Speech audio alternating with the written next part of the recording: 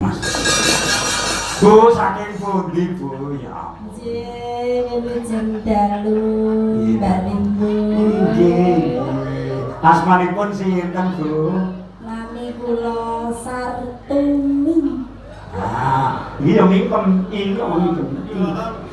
Sartumi. Sasine besar dinane Setu. Lahir. Itu.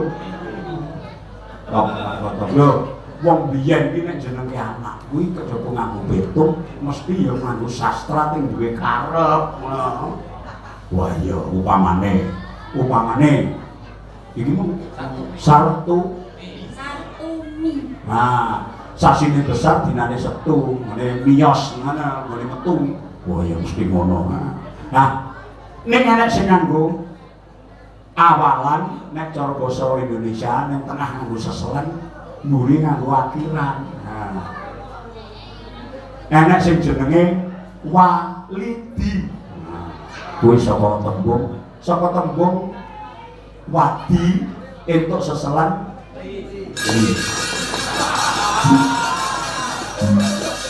oh walidin. Kuwi ya nek sing ngono kuwi. Nek sing jenenge kuwi nek Setu ya Setu, nek Senen jenenge Senen, nek Rebo jenenge Rebo. Ya arepane Rebo lagi dina Kamis. Lah enek meneh sing wong jenenge iki nganggo perintah ya nek upamane Lakio. Bangga lho kuwi mboten guyon, tangga kula jenenge Pak Lakio. Kula perintah.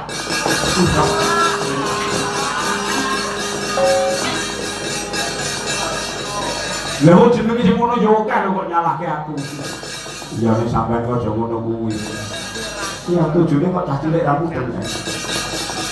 Matur sembanutku Bu dak salah lali meneh Tumi. Ya Tumi saking pundi kok? Saking Ploso Pucanganem Giri Tantra. Ya mriku. Kalih ngen sate.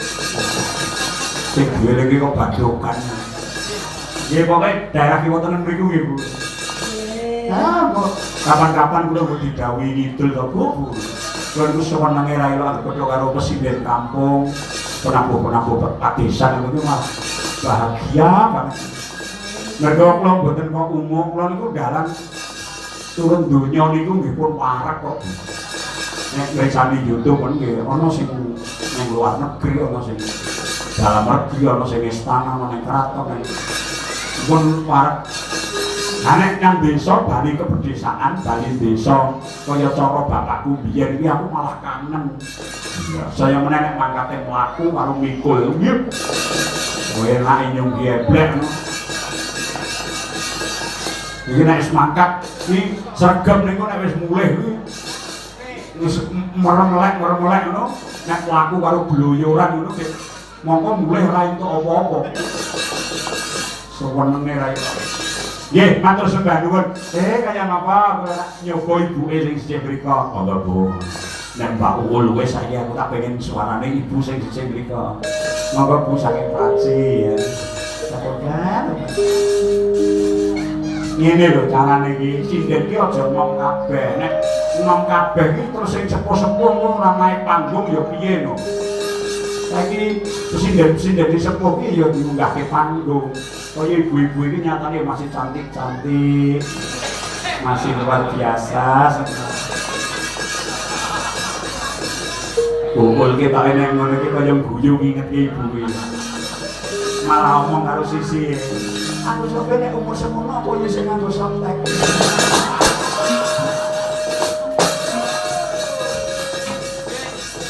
Ngomongnya ra kena saru. Luar biasa ya. Bu. Sampai jadi sinden pun kita tahun.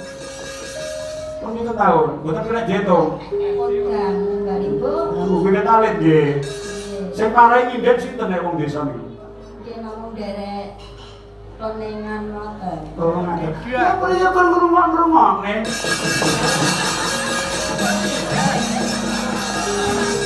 Jalan dia pokok ngono kok kita takok. Apa punya kan ngrungokke lho. Lah no kene piye? No kene iki opo? Mbok nek monggo iku enek tembung lokene. Ya, Bu, ngono Bu. Wah, ngageme malah bludru lho. Ukul kalah. Lho, ibu sing pasti. Ngono kae kul nganggo bludru. Dikae ketip-ketip nggon menenang. Oh, wis niru sing sing kados ngeten niku pun sesak nggih Mbak Limbo. Kok sesak? Ya ampun. Niki nyambut. Mboten sama kula, mboten bakal kula tukokke. Yo coba garape nang.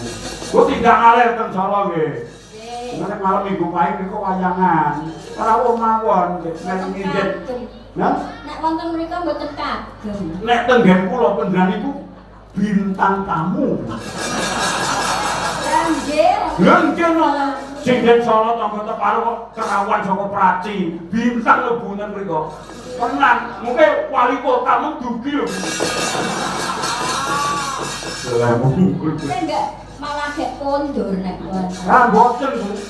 Wong malah saya oke nek jenengan enten kan malah nirkun gubernur. Rawo. Pun kaya apa suarane? Yang penting rasanya Bung. Gratik glinding mawon. Oke, selain terus sama man, cendek ya. Ngatik glinding ya.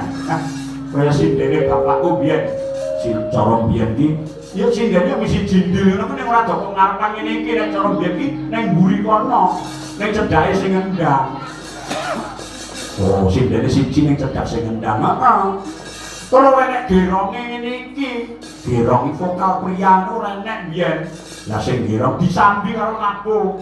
Mula penabuh-penabuh padhe-padhe biyen iki nabuh karo muni iki biasa. Sing ngendang ki ngono. Nabuh karo ngendang karo unek-unek ki wong.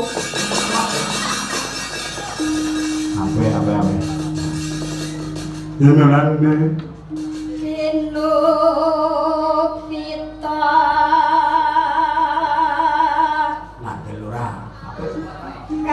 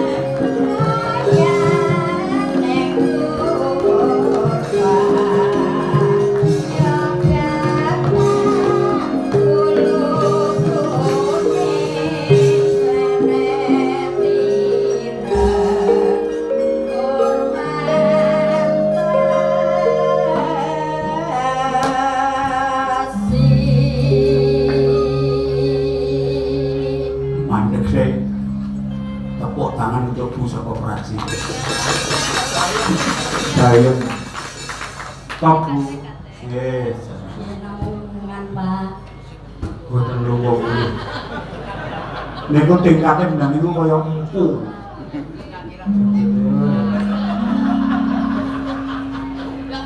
Ya suarane piyayi pagunungan itu bantas cetok banter. Mergo kulino ngramban.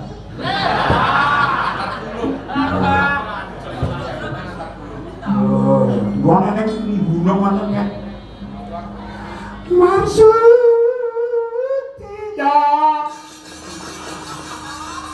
oh mesti ngono yanter suaranya. Ya. Gue lah. Mano ampret. Oh, senengannya cilik ta.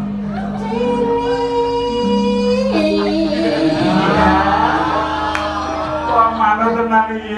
Tunggale Sarmini iki, Pak. Manut. Pating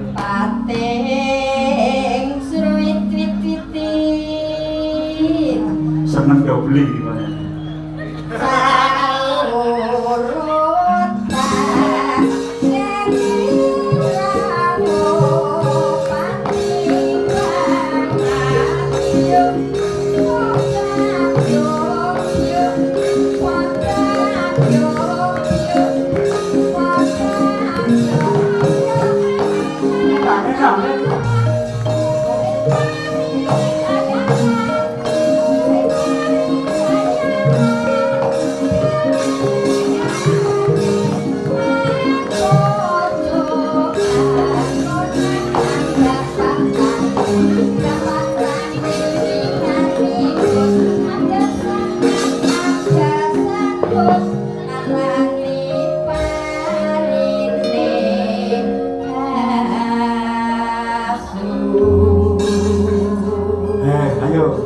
Iya derek nyun berkah karo anu bae diteruske ya. Karo ibuke, karo budene Raci. Ya ben diteruske. Iki. Ya ampun catetane. Bu, tulisannya kok kaya Arab tuh. Rapi banget, Bu. Rapi Pak, saestu. Coba koyo ngomong. Ya ampun. Luar biasa lho. Nang wong biyen iki nulis alus mesti pinter ngono kuwi. Ya. Kandel tipis, kandel itu tuh rapi. Niki tulisannya Pak Hadi Sucipto, Pak. Sik, saurus lho kowe. Kok kuwi sapal? Lah, kula nggih nate didamelke.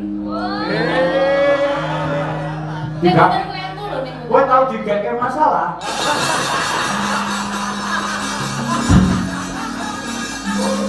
Ini masalah. Ya, coba ngomong apa ya.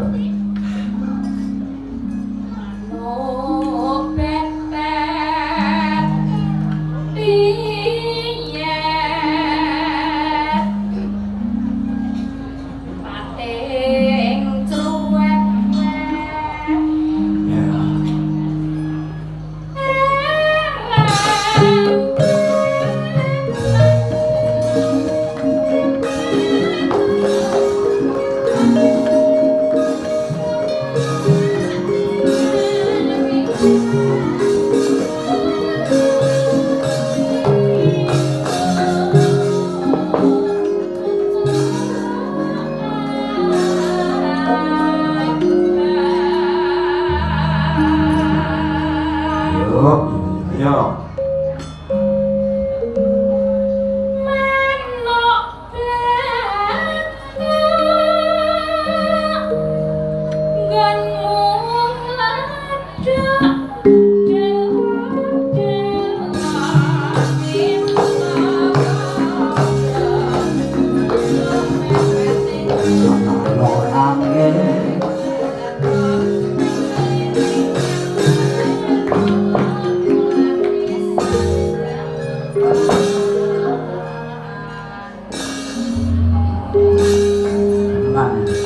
Budalium luar biasa, kuantek suaranya.